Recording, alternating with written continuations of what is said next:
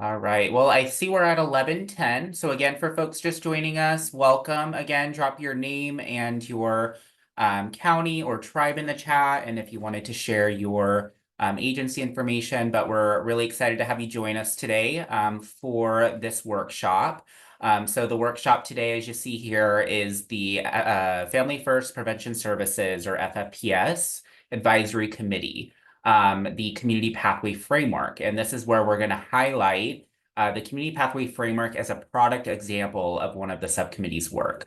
So we're really hoping to give you a glimpse today into the transformational work that the FFPS Advisory and its subcommittees are working on. And at the end of this presentation and discussion today, we're really hoping to walk through the details and invite you to apply for a role within the advisory body as well. So please do note, though, that we have a few materials. You should have the slides within the Whova app under our session. But I am also going to drop in the chat, just so folks have access to it, the FFPS Advisory one page, just to show a description of the advisory. But also, I'm going to drop in the Community Pathway Framework, where that will detail all of the work that we're going to be reviewing and highlighting today that you are welcome to review and talk with and share with your respective teams. And so we would love for this workshop to also be interactive, but we do also understand we have a lot of content to share today. So please feel free to raise your hand if you have any questions throughout the presentation. We can stop, check in with you all to see what questions you might have. But also feel free to drop those questions in the chat, and we'll aim to have a discussion towards the end of today's workshop as well. All right. Well, with that, I wanted to make sure we have some time to share who will be speaking in our workshop today. So I will first pass it off to Kathy Eisenhower, who will introduce herself, and then maybe we can move on through to Jacqueline, Michaela, and then on myself, and before we jump into the objectives. So go ahead, Kathy. All right. Thank you, Derek. And thank you to everybody here who has joined our workshop, because we are excited to share the work that we are doing. And as Derek said, hope to encourage you to come and get a seat at the table. As it says on the screen, I am the Chief Executive Officer of Shields for Families in South Los Angeles in LA County. And in that role, very involved in the community pathway work in Los Angeles County. But equally as exciting, and perhaps even more important, I am the tri-chair of the FFPS Advisory Committee, as well as the co-chair of the Prevention and Early Intervention Committee of the State's Child Welfare Council. And we'll be talking, as Derek said, a little bit more about how all of those intersect and how we're able to move this larger vision forward. Jacqueline, I'm going to turn it to you. Hi, everyone. I'm Jacqueline McCroskey. I'm a longtime professor at USC at School of Social Work, now an emerita professor. Emerita, I would say I retired from teaching. I didn't retire from all the other work that's going on. And I'm also co-director of the Children's Data Network. Michaela. Thank you. I'm Michaela Van. I'm a research data specialist for the Safety, Prevention, and Early Intervention. And I'm on most of the subcommittees. And I will pass it to Derek now. Great. Thanks so much, all. And so I am Derek Slummett. I am the Prevention Program Director with CFPIC, which stands for Child and Family Policy Institute of California. And I really support through project management of the FFPS advisory work. So really supporting all of our chairs, CDSS, as well as the members to help coordinate and get everybody streamlined between all of the committee work. So I'm really helping a lot with the logistics of that work as well. Thank you all so much for being here. And I think with that, we will jump into sharing a little bit about what our objectives are here for today. So today we have 3 main objectives. So I'll just read through each briefly. But just wanted to start with one, focusing on the example of the Community Pathway Framework. We will be providing an overview of the FFPS Advisory Committee and its efforts, all of the subcommittee's efforts. That's going to help inform recommendations that go to the Department of Social Services for FFPS program implementation, guidance, and best practices. We're going to review and provide feedback on a draft of the community pathway framework that serves as a guide for the states and comprehensive prevention planning leads and the community to develop and maintain sustainable pathways to make sure that there's no wrong door, truly no wrong door for families to receive support. And we're also going to learn about some opportunities, as we mentioned, for folks to be able to participate and join the FFPS Advisory Committee and be a part of that transformational work. And so now I will go ahead and pass it over to Michaela again, who will start by helping to ground us in this discussion today in California's vision for prevention. Thanks, Derek. So good morning, everyone. Again, I'm going to go over what California's vision for prevention is and how we envision providing services and supports to California's families in need through FFPSA. Slide, please. So the Family First Prevention Service Act was signed into law in February 2018, and California seized the moment and created an opt-in FFPS program for local Title IV agencies and tribes to develop a comprehensive prevention program. This includes prevention services for families and youth funded by Title IV as outlined by federal law. Next, please. And Derek, do you see that pink, sorry everyone, do you see that pink line in the slide? I was hoping it was just me, but let me try to stop sharing and share again real quick. Let me try one more time here. Just so it doesn't confuse people. Is that better? That's better. That's much No better. idea where that came from. Sorry about that, folks. No problem. Thanks. All right. So federal law requires us to create a 5-year plan detailing how the state will implement prevention services that adhere to the federal requirements. And the California state plan was approved in April 2023. And this includes a robust governance structure, which is one of the federal requirements. Figure 2 outlines California's governance structure, and highlighted in red is the FFPS Advisory Committee, which is one of the bodies that informs the state implementation oversight. Slide, please. California's vision is to provide comprehensive prevention services through an integrated statewide system that supports families and their children and youth. FFPS is one part of prevention, and opting into the FFPSA program is opting into a larger comprehensive prevention-based initiative. So this vision is achieved by focusing in on family voice-centeredness, racial equity, tribal consultation and collaboration, also by providing services that are focused on strengths and that are trauma-informed, as well as community capacity building, workforce excellence, collaboration and integration amongst stakeholders, and monitoring integrity, fidelity, and continuous quality improvement. Slide, please. Next slide, thanks. So we envision 2 pathways to prevention, the Title IV-E pathway and the community pathway.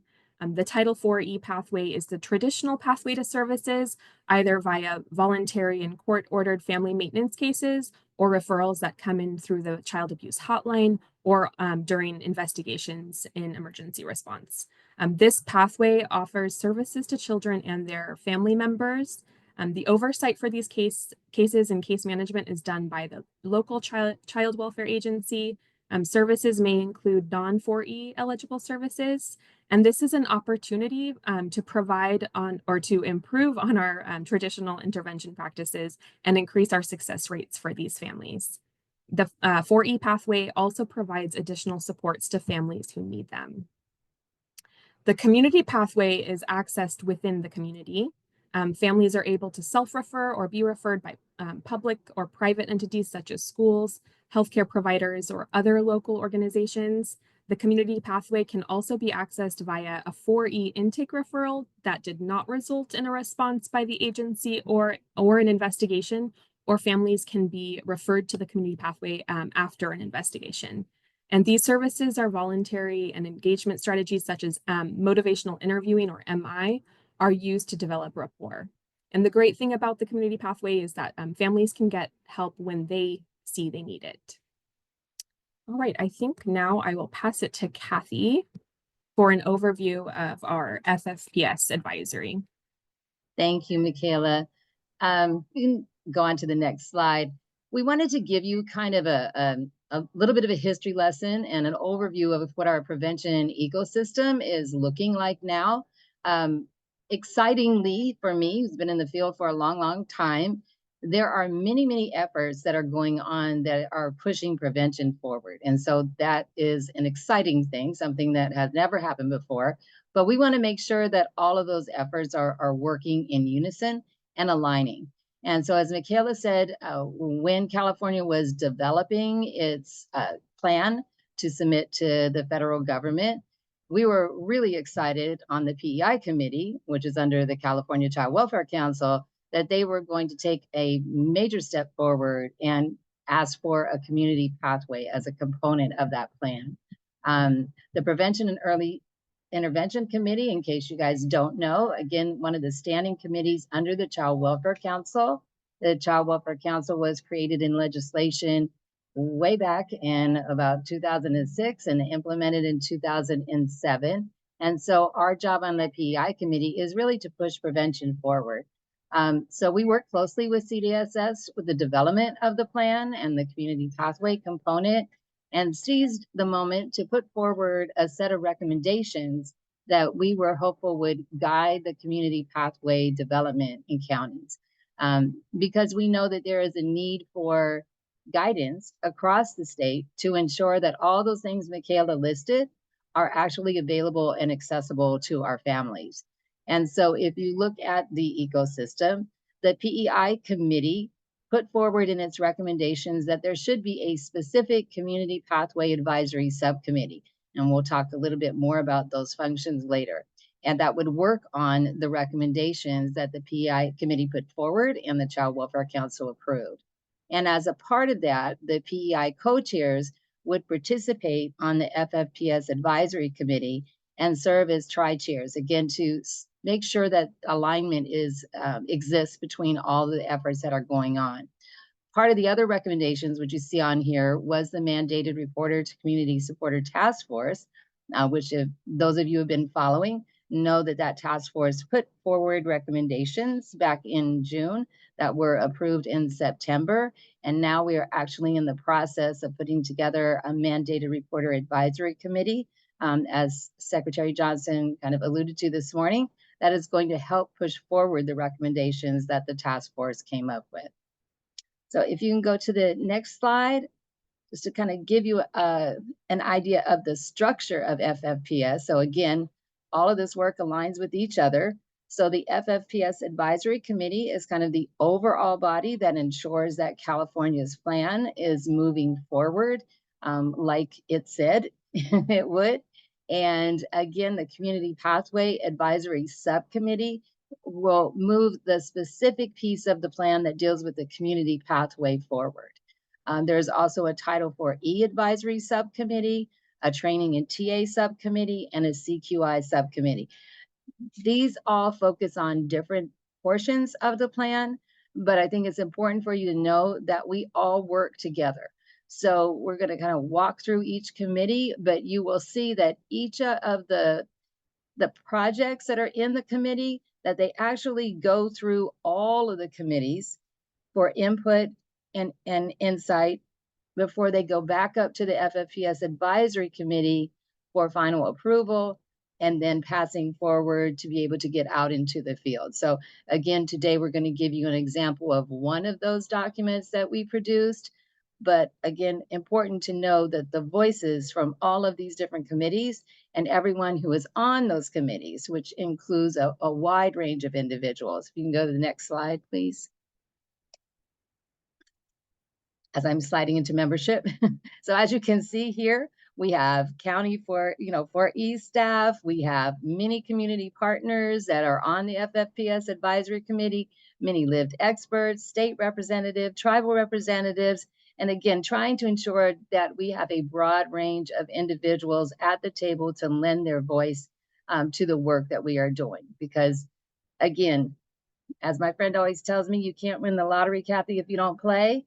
So you can't change what's happening unless you're at the table. So you're going to hear that as a constant theme throughout what we're saying, because we want to ensure that your voices are heard. And this is an opportunity for you to make sure that what you want to see is incorporated in the work as it's rolled out in California. So again, the advisory committee is the oversight body. And as Michaela showed you, we are built into the plan itself as part of the effort. We ensure that those cycles continue. And again, our voice provides the final approval before it moves on then for rolling out into the field. We go to the next slide. Just going back again to the PEI committee and its particular impact on the community pathway, you'll see that Derek has things checked off. Accountability and oversight, the actual creation of a community pathway subcommittee was a recommendation of the Child Welfare Council PEI committee. We felt it important that the community pathway not get lost in the overall rollout of the plan, because it needed a specific concrete plan and voice from the community in everything that it does. The other items listed on here are actually a shortened version of what the recommendations are focused on. And those are the items that we will ultimately in the Community Pathway Committee be walking through and addressing. What you're going to hear today is about one that addressed recommendation number 3 in particular. But again, and this is all done again in definite partnership. So just to make it clear, CDSS sits on the PEI committee and plays an active role in the development of our recommendations also. Can you go to the next slide? I'm going to now turn it over to Jacqueline because she is co-chair of our Community Pathway Advisory Subcommittee, so she can tell you a little bit about it, and we'll go on to share what the other subcommittees do. I just wanted to say that I'm really happy that Kathy has highlighted the role of the PEI committee. I think it's been instrumental in setting a vision for where California wants to go. And it was that vision, which is certainly drew me into this work. And my co-chair of the committee, Cheryl Whittle, the vision is no wrong door.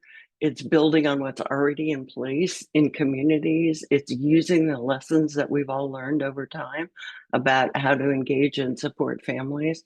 And as you can see, the Community Pathway Advisory Subcommittee also has a range of members, but it's really important that we have lived expertise and community partners, tribal representatives, in addition to representatives of different counties, because like everything else we do, this work plays out differently in different counties because they have different realities that they're dealing with. So this community advisory subcommittee, as you see, it was set up as a collaborative forum, and that's really important to emphasize again. It's very, very easy, as all of us know from experience with cross-agency work together, to sort of step back and say, okay, somebody else is taking the lead here. And what we really need to take advantage of this incredible opportunity to establish a community pathway in California is everybody stepping up to the table. So one of the reasons why we wanted to focus on the Community Pathway Committee, and hoping a number of you will be interested in stepping up with us and helping to expand this work. So I think I'm supposed to now, no, next slide, sorry. I'm just going to do very briefly what we're currently working on now, because you'll hear more about it in the later part of the session. And so the Community Pathway Framework Brief is what we're going to be discussing later on in the session. And I just want to highlight that the next thing we're moving on to in our discussions at the Community Pathway Subcommittee has to do with, okay, reporting, tracking, how do we get a handle operationally on community pathway. So what you'll see here is that, and you probably, many of you already know, there are clear requirements in terms of reporting and tracking for the portion of community pathway that is focused on evidence-based practices. And those requirements were laid out in the enabling legislation. And as I say, there's a certain amount of clarity there. But what we are required to do when there's evidence-based practices being offered is a regular update and a final report on how many of the families that we've served are progressing and how they're doing, et cetera, how many we have enrolled. The other piece of this action is for the not the EBPs, but the basic supports and resources that we know our families need and want. And actually, I believe where families are most likely to want to start, rather than necessarily starting with an evidence-based practice. So that just gives you a general overview of what we're looking at right now. And I think that I'm turning it back to Michaela so she can talk about some of the other committees. Yes, thank you. I'm going to be reviewing some of the other subcommittees, starting with the 4E Advisory Subcommittee. And its role is to be a collaborative forum for the Title 4E agencies and to provide a place to share information about local and regional FFPS implementation progress, as well as the processes in a system of care context. It's also a place where agencies can come together to discuss what aspects of the implementation is going well, what might need improvement, where they are finding challenges, among other things. And the membership in this subcommittee includes child welfare agency staff, probation agency staff, and 4E tribe representation. Please transition to the next slide so we can go over what some of the current activities are. So the 4E Advisory Subcommittee is working on the creation of FFPS program informational briefs, in which we're going to outline the requirements for the program, the roles of the different agencies, their responsibilities, and also highlighting the different roles of county versus community-based organization. We have also been working on flow charts that highlight the different prevention pathways to help understand how families can access these services and supports and the different avenues of getting to those services and supports. Next slide, where I will talk about the Training and Technical Assistance Subcommittee. We also have this, the Training and TA Subcommittee, which includes statewide training and TA partners. The role of this committee is to ensure quality training and TA to support counties and providers with FFPS implementation. Members in this subcommittee include the CWDA, CPOC, and the training and TA partners. Next slide, and I will review what we are currently working on here. We're working on the development of a training plan for one of the EBPs, which is motivational interviewing, or MI. And MI is one of the EBPs that was chosen most amongst the counties that opted into FFPS, and is a very big lift to get started and implemented. So we have a specific work group for MI, our MI work group, and we are working on how we will roll out training across the state. And the subcommittee is also exploring training and TA tools for counties and providers, including a tool that overviews the training requirements, potential costs, and other things so that counties can easily access this information. Next slide, please. And my favorite subcommittee is the Continuous Quality Improvement Subcommittee, or CQI. And its role is to establish and monitor the FFPS CQI structure, including the oversight, governance, and processes to guarantee sustainable and ongoing system improvement. And in this group, we've got county staff, again, the CWDA and CPOC reps, CWS care staff, RTA reps, and our policy consultants at Chapin Hall, as well as us at CDSS. Next slide. And we are currently working on the development of a statewide CQI plan, which is currently under review. And we've also created beautiful EBP briefs that give a great overview of the data requirements that need to be collected and tracked. And these include reach, capacity, fidelity, and outcome measures, as well as an overview of FFPS, the EBP itself for each of the 10 EBPs, alongside some great CQI question prompts so that counties and providers can start thinking about the data and the data they collect and how to use this data to make system improvements.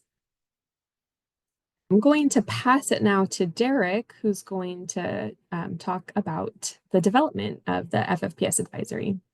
subcommittee. Great. Thanks so much, Michaela. And so as you can see, so much work has been done just in the last, and we'll talk through the timeline here, but I think, less than a year that these committees have been able to stand up and produce some materials or some resources, some guidance that is really going to start helping to inform how folks implement on the ground. And so I just wanted to lift up a question I saw from Brittany in the chat, though, regarding some measures for the community pathway and how folks are thinking about measuring effectiveness through the community pathway. Just to lift up that those are conversations that the Community Pathway Advisory Subcommittee is going to continue to have. So I definitely suggest, as we get to discussing the application process, if folks want to join to be part of those discussions of how we can maybe make recommendations for statewide measures or to inform local measures of how they're assessing effectiveness, definitely join us for that, apply to join us with that group. But now that you've got an idea of all of the work that's happening with the FFPS Advisory and its subcommittees, I'm going to briefly share the development of the FFPS Advisory over time. So I wanted to start, as we see here in April, folks may be aware that in April of 2023, the state prevention plan that was submitted was approved by the Administration for Children and Families. So the federal government had approved that in April of 2023. In that plan, we had that governance structure that you saw Michaela reviewing earlier. And so that's where that gave us the green light to start this governance structure.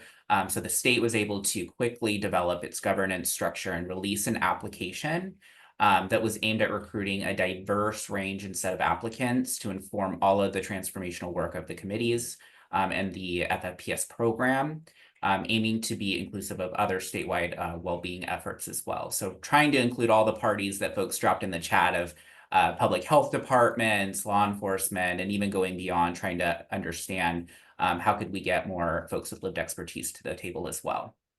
And so we received I would say about 160 completed applications.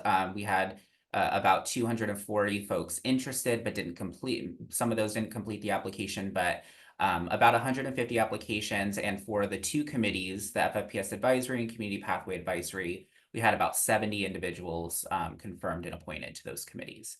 And so you'll see here that we started that. We had all applicants notified in February.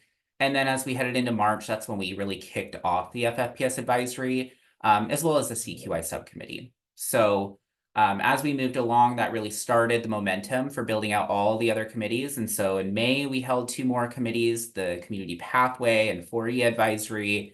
And then in July, we really were able to solidify all of the groups and membership, making all committees developed and starting their work. And so really the key takeaway here is that we quickly moved to develop the committees to ensure that we're really responding to the needs that counties, tribes, and providers were sharing that they were needing as they were implementing their CPPs. And so you'll see from the work that was shared, that there is a lot of work that was able to be held within the past year.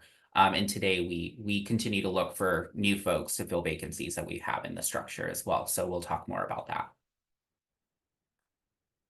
And I just want to pause for any questions. I do see some dropping in the chat.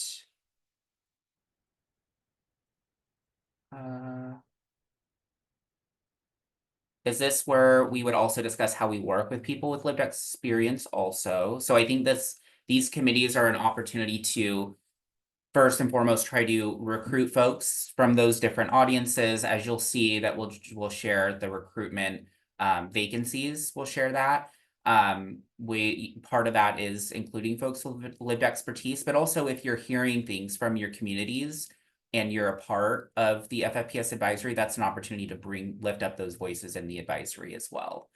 And then I see there was a question about not seeing the PDF on Whova. So if you go to into our session, at the very bottom of that page on the session, you should be able to find all the documents as well.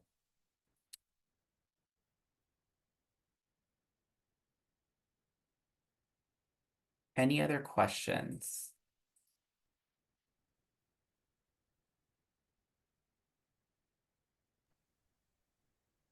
And then I see Orange County, when do you anticipate that the additional guidance on the pathway and sample workflows will be available? So I know that we'll get into talking about the framework a little bit on what's next with that. So we'll share that. And I anticipate in the coming months when you mentioned the sample workflows and other materials that they're developing, I know that some of those materials are actually going to the FFPS Advisory Committee in March. And so hopefully after that point, more material will be available. But I think also encouraging folks to review those materials that are draft form, see where your county and your teams fit within that, and then share with respective folks that are on the committee to bring back any feedback you have on those processes.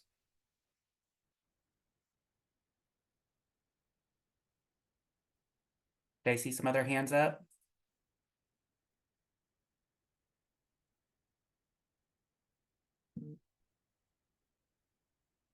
All right, well, I'll keep moving and I'll turn it over to Jacqueline to talk about the work occurring in one of our subcommittees. Yes, but I think that Kathy was going to talk a little bit first about the I'm sorry, development of Kathy. the framework, right? That's okay. That's okay. I don't think she's upset that you didn't, but she can, having been a leader in the PEI committee, I think Kathy's really well prepared to talk about the overall. Go ahead. Thank you, Jacqueline.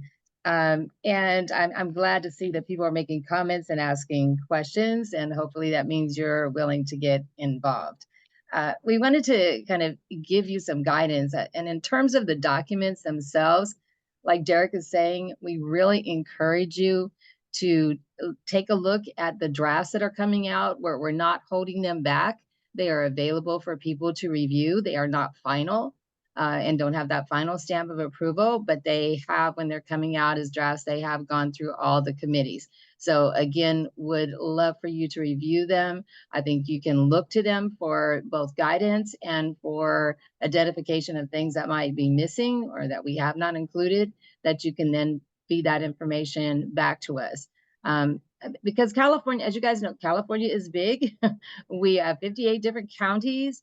And I think the challenge with all of this work is that we want to provide like some consistency. We don't want a situation like unfortunately we have now where what you get as a family depends on what county you live in.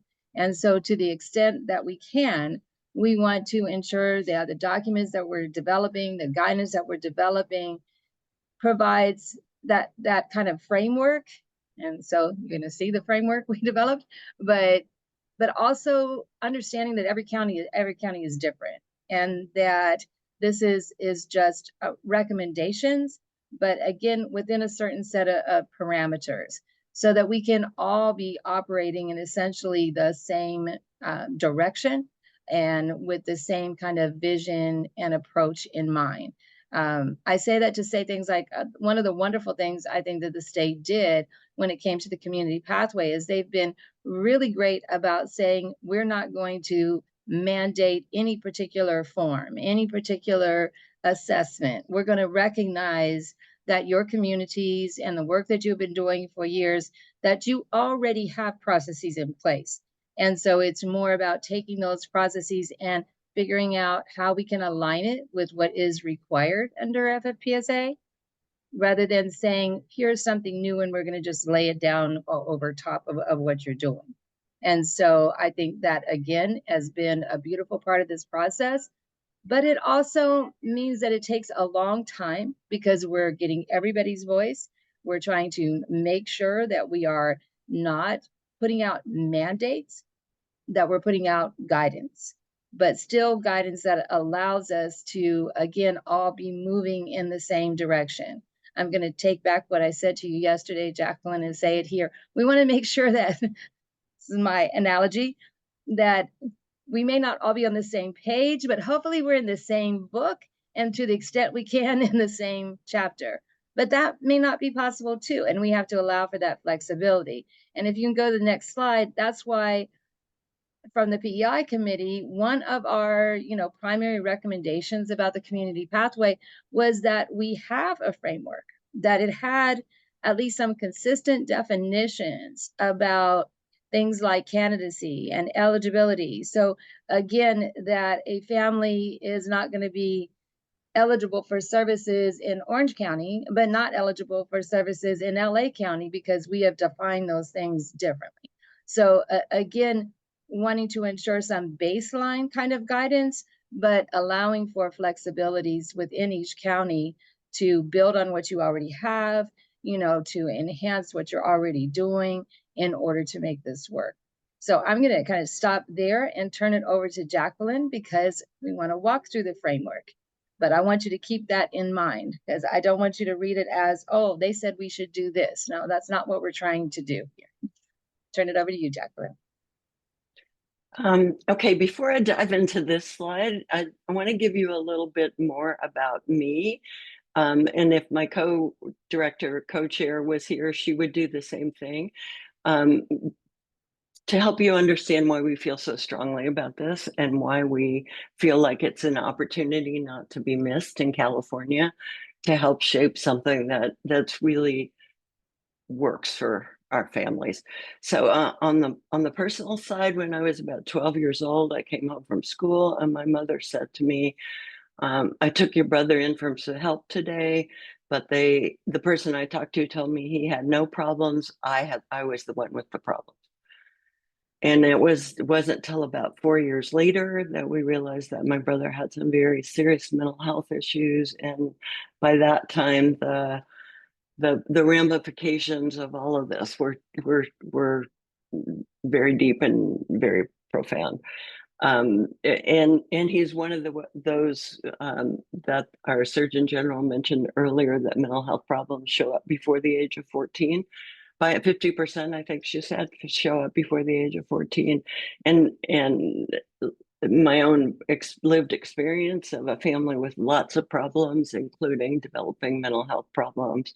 I've often thought about that person at the VA in Columbus, Ohio, she went to, and thought, if only you could have reached out your hand and met her part way. It took enormous courage for my mother to get that far. On the professional side, as I mentioned before, I've been a social work professor for a long, long time. I've worked with lots of community-based organizations in LA, and I've worked very, very closely with our Department of Children and Family Services and Probation, developing programs and developing evaluation strategies. And one of the things I feel very strongly about is that while we now have a lot of programs available, there aren't a lot of families who are wanting to pick us up on that offer. And what have we learned about that? Well, sometimes for DCFS referrals, for example, to community-based services, the case managers maybe don't even offer because they're not sure what's really appropriate and how you could find it. And other times the families don't pick up on those offers. And I believe it is at least in part because the trust hasn't been established, and I'm going to go to the places where I feel comfortable, where my family, my friends, and neighbors feel comfortable. I am not going to be the first one to volunteer for a program that I don't know very much about. That is what drives me and drives, as I said, my co-chair Cheryl Whittle in this work.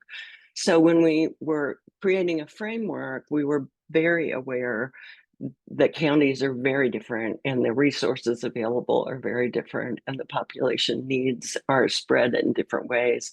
And so what I've learned in LA may not apply at all to San Luis Obispo, et cetera. And it's only together that we can come up with a framework that offers guidance that's actually able to do what Kathy said, align our efforts across the state. So we approach this from the point of view of there are three key groups. One is our lived expertise and our community members and CBO and other local providers. The second group is the county's leadership around the countywide prevention plan, which includes public agencies for sure, but hopefully in most counties also goes well beyond the governmental sector, and then the third is the state and CDSS. And so we've worked to get members representing all of those, and then you'll see this little. We've come up with 6 key pieces of the framework. So next slide, please, Derek. So the first one, not surprisingly, is creating a sustainable foundation for implementing community pathway.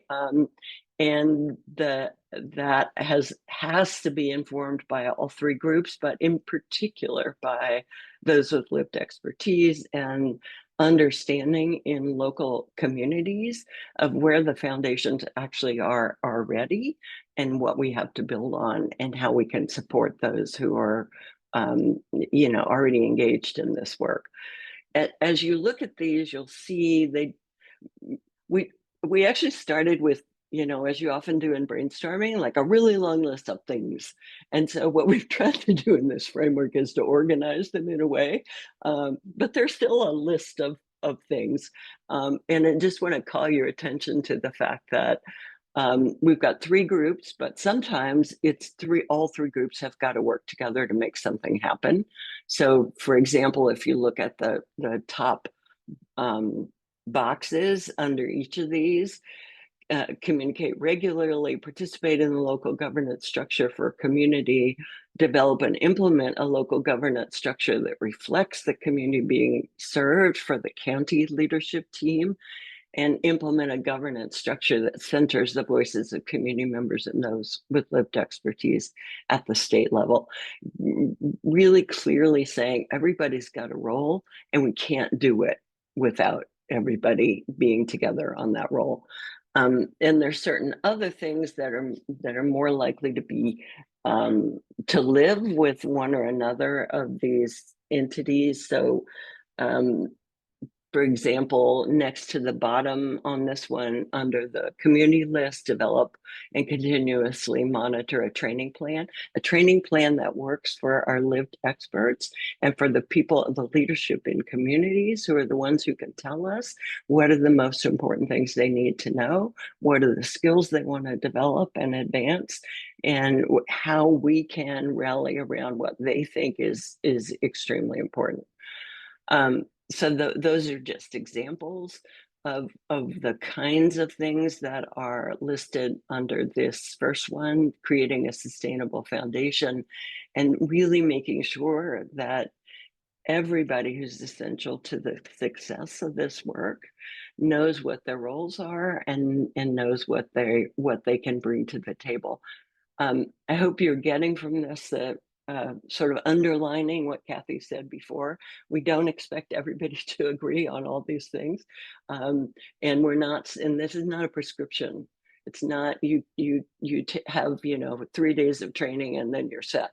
It is, how do we understand the role, for example, that training can play in an ongoing way. And it may look different from community to community, particularly around the non-evidence-based program portion of Community Pathway. So the non-evidence-based portion of Community Pathway could be everything from housing assistance to healthcare to job training, et cetera, right? It's a full array of things that may or may not be coming to the fore in your county. And we have to keep our minds open about what are the most important pieces to our communities. What is it our residents want and need, and will work to continue to participate in. So next slide, please.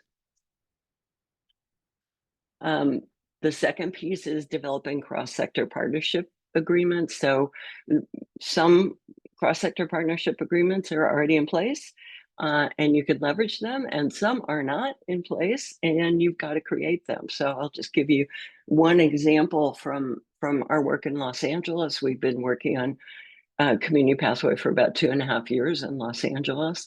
And one of the relationships we realized we really didn't have in place was with our country's 2nd largest school district, the LA Unified School District.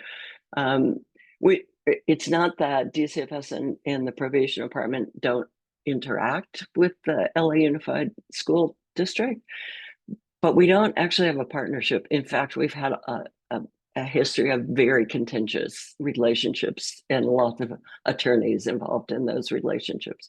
So what we were trying to do from the community pathway perspective, really one of our first pilot tests was to see whether we could use the existing home visiting system and existing home visiting dollars to train school social workers and counselors on helping families who were interested in home visiting find the services they wanted and needed. So it's establishing and it's leveraging partnerships. It's making sure that there's a collective vision that's important.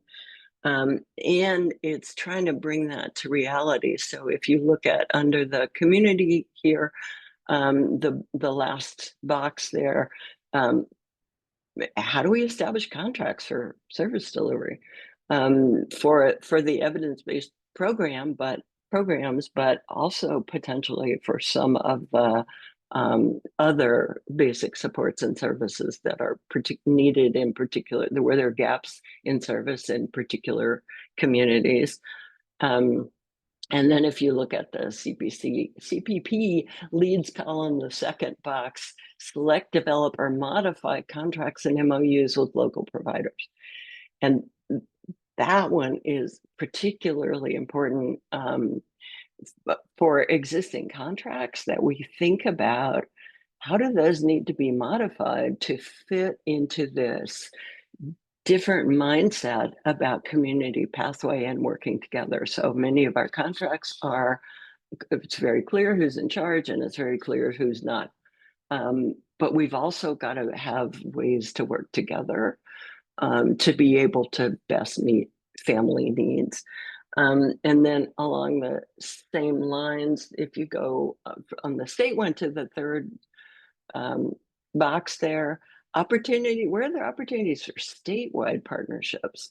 Either partnerships at the state level that need to be enhanced in order to make it easier to work with the aligned agencies at the county level, or key entities, key leadership groups, key community-led entities that we also need to figure out ways to enhance state partnerships, state level and local partnerships for them.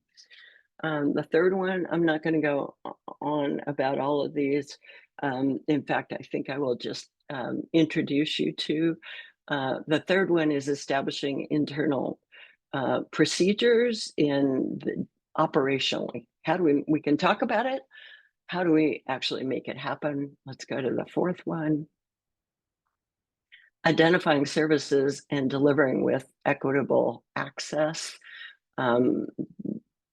This is a challenge for all of us.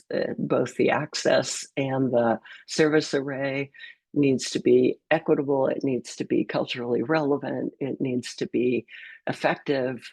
And so how do we make sure that we're identifying the services we really want and need? I use the term services and supports, not just services, but that people who need them all have access to. Go to the fifth one, please.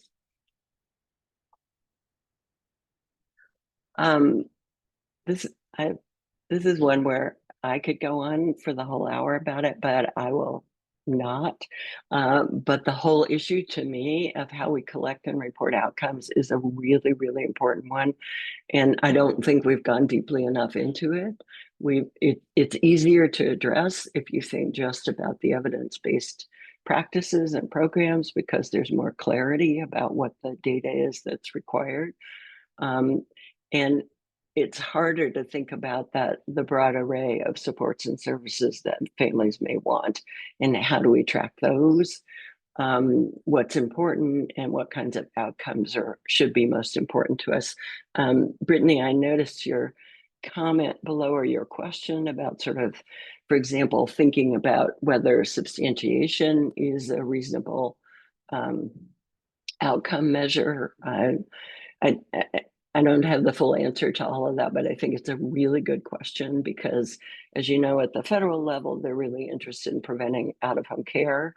But at the state and the local level, there are probably other things that we're really interested in understanding the success of as well.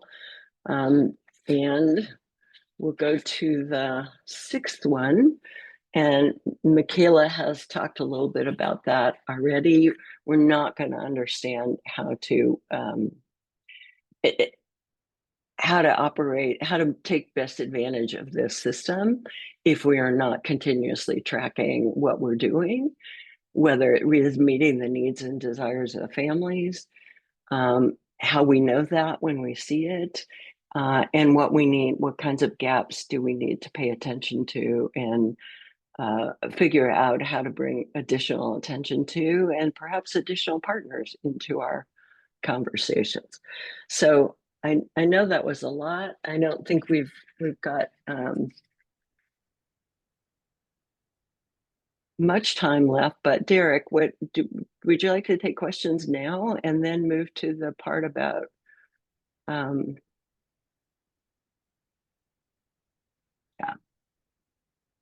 the next part? What comes next? Yeah, I think if there's any questions for the framework itself, maybe we could talk through that and then we could jump to next steps. Go ahead, Juan. Thank you. I think mine's more of a comment. Questions I'll hold off a little bit. But I think that, I mean, the frameworks are great. I think one thing that I would definitely like to keep in mind, and something that I always bring up, is we can put together such a great plan. However, being mindful of the historical and systemic trauma is definitely important, because if I'm a family in a community, I'm still not going to go for support or reach out for help, because I'm, in my eyes, right? Because I don't see the behind the scenes work. In my eyes, the system's broken, nothing's changed. But I really feel that in lieu or a concurrent plan could be put in place to inform the larger community, partnering with our local schools or partnering with our school systems, so that they provide the information as well, because that's where the families are, right? I mean, their kiddos are going to school, and can kind of help share some of the information and changes that are being done, so to kind of ease the anxiety, or ease the distrust between families towards systems and programs.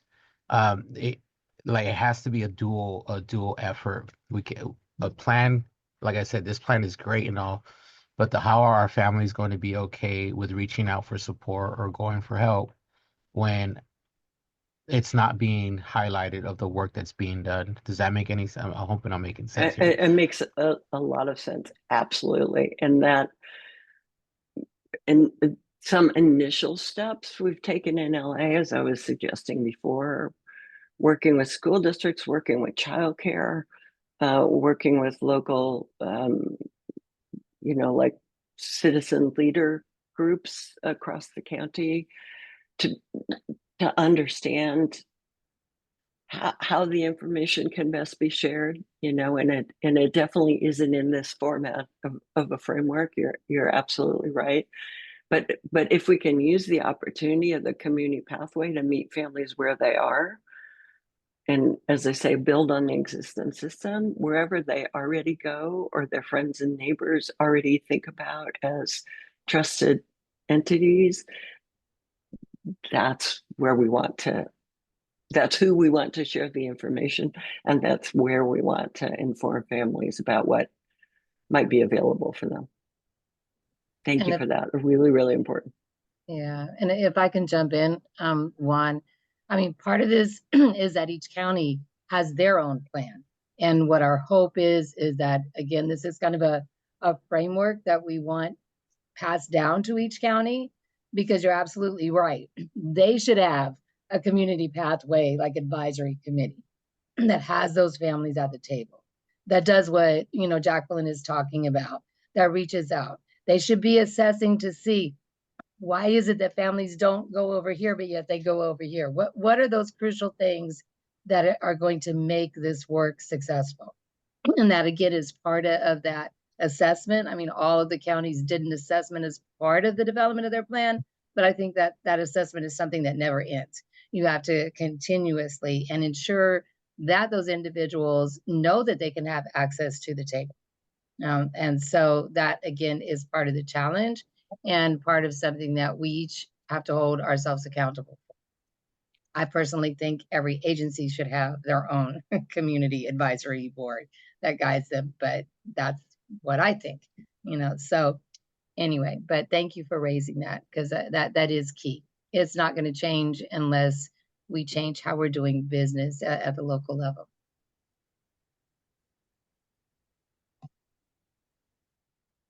Uh-oh, Jojo, we can't hear you.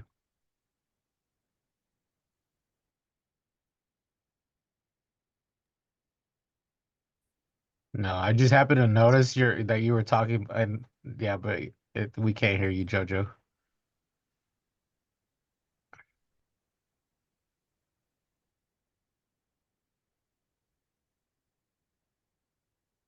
Maybe Jojo, if you wanted to drop anything in the chat and we could lift it up and help respond to that.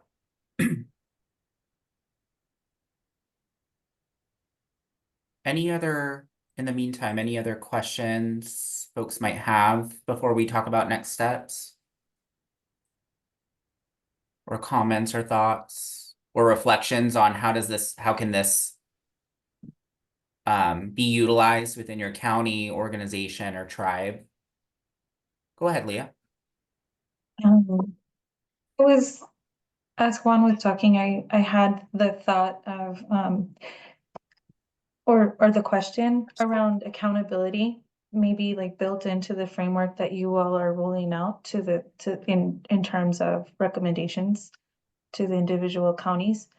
And not accountability so much for the individual advisory committees to themselves, but a function for the community to hold those advisory committees accountable for not hearing them when they're trying to be heard, or for not including them at certain tables. Like I've been to, I don't know how many conferences where I hear somebody with lived experience say, oh, like there's no room for me at the table. The table was already built. There was no, like they're inviting me to this table that was already built. It's a completely different framework than like anything that I would have access to, right? And I think that was just the thought that popped when Juan was talking.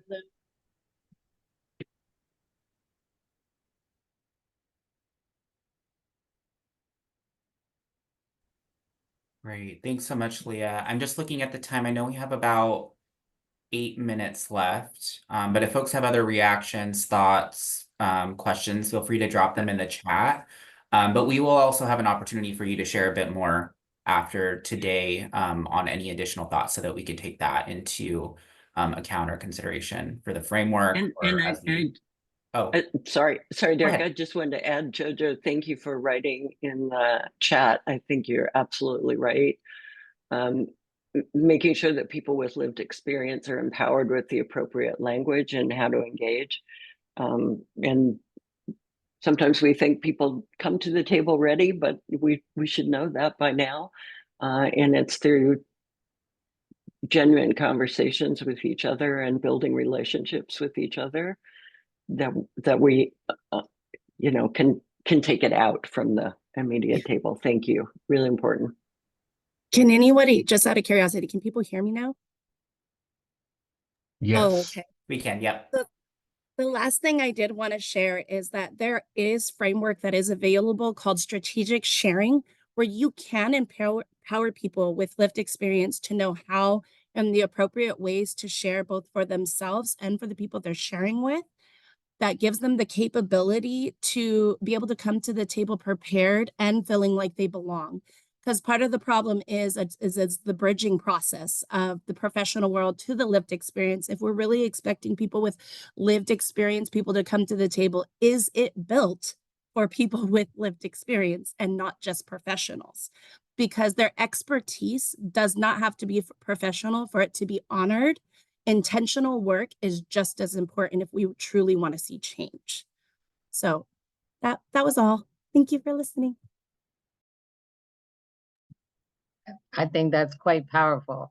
And, you know, again, that was the intent when we were doing this, but I think one of the things that we can do as committee members is to go back and see if that intent is clear in this document, and maybe that's something that needs to be on step one in building that foundation, is to ensure that that opportunity exists.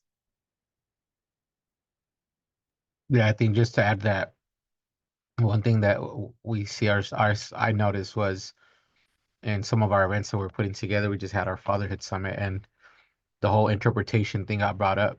And it almost seems that sometimes people are like, oh man, like that's an inconvenience almost to provide that, when that's something that we should provide, right? And so do we have any Spanish speaking representation, and other languages as well?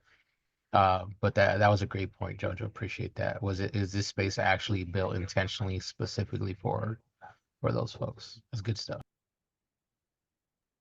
Like some of the people that I was willing to bring for today and tomorrow, one of their biggest concerns was like, well, what about childcare? What if I don't have that? What if I can't afford that? Where other people are paid to be there, I'm not, or if it is, it's a, you know, thought of afterwards. And if they already have trust issues, then finding childcare is difficult, right? So that's just like kind of a practical thought on it, but I don't mean to put it all on that, but I'm really liking the other framework.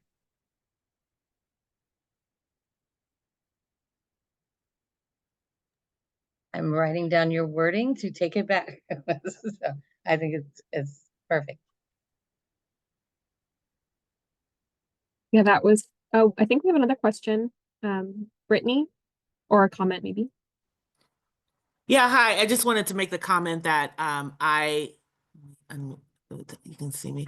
I really feel that we have to take seriously that when we're inviting folks with lived experience to our tables, that you're essentially asking people to step back into like probably one of the most traumatic things that has ever happened to them in their lives, and like come to a meeting about it. And compensation for that is real. Like we can't be offering Amazon gift cards and pizza dinners to have people come and sit at our meeting. If I'm paid to be at the table as a child welfare professional, they should be paid to be at the table in a similar way. And I know there's like another workshop on compensation structures.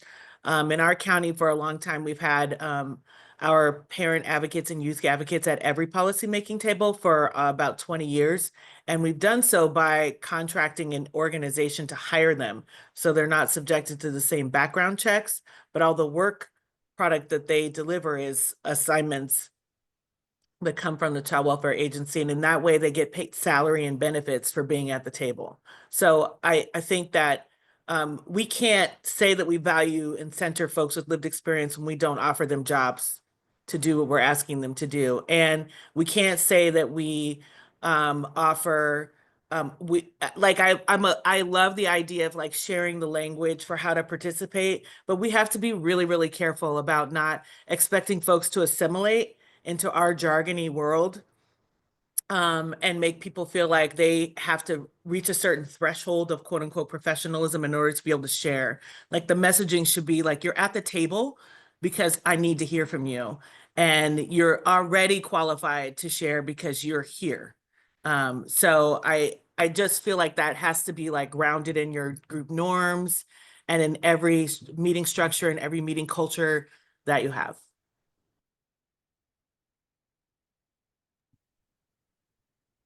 Thank you. I think those things are powerful, and it is something we can look at, number one, adding to the framework, but also while you were talking, I mean, I did see the workshop you were referencing, but that is something that we can take back to the training and TA committee too. Also, is like teaching those strategies like you were talking about, Jojo, and making sure that counties know how to do that.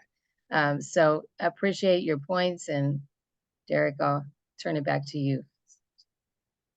Great, thanks, Kathy. And I think, Michaela, you were just going to review real quick of what our next steps are, and then we'll talk about the application process. Awesome, thank you. All right, so what's next for our framework? So it's currently being reviewed by CDSS, and we are developing plans for formal dissemination as well. And our goal is to have counties, tribes, and providers utilizing the framework to engage in conversations and to use it as a guide to assist in developing programs, policies, procedures, and protocols. And we also want to highlight, as we have been discussing now in our workshop, that we should always include individuals with lived expertise at every step. So great conversation surrounding that and compensation and language and so on. So I'll also take that back to my team. I'm going to pass it back to Derek, who is going to give us some information on how to join, participate in the FFPS advisory.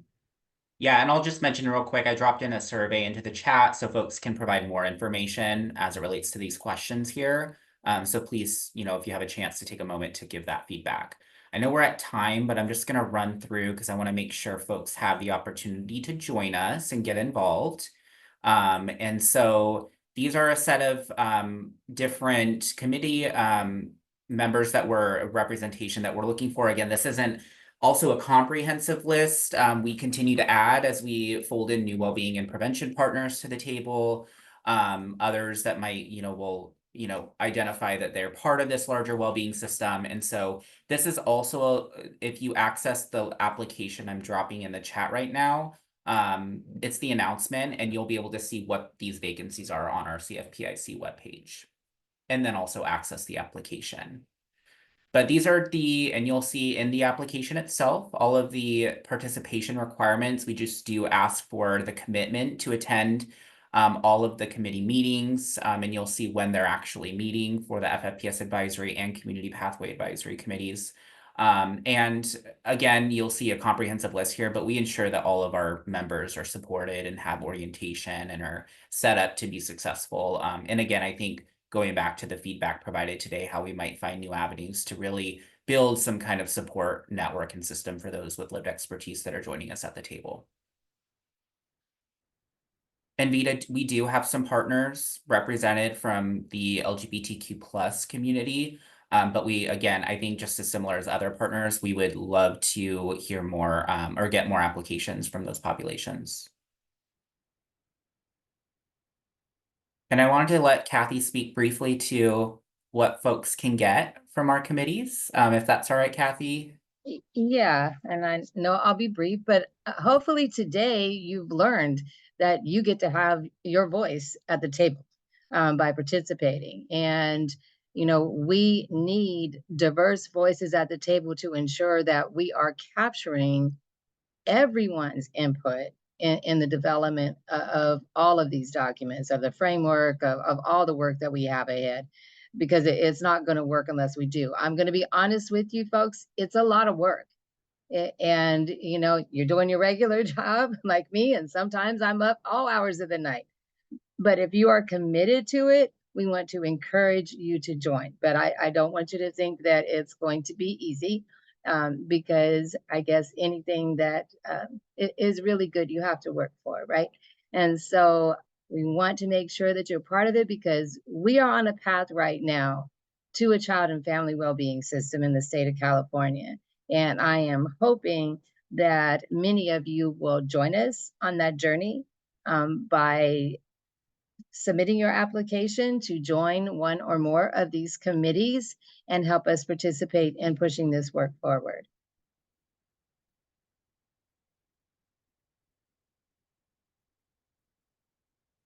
And thank you all for coming. Thank you And all so again, much. So I dropped the application in the chat. Please share that out with your networks. Please apply. And then we will be in touch with you as we start to fill vacancies over the next month. have a great rest of the conference, everybody. Thank you.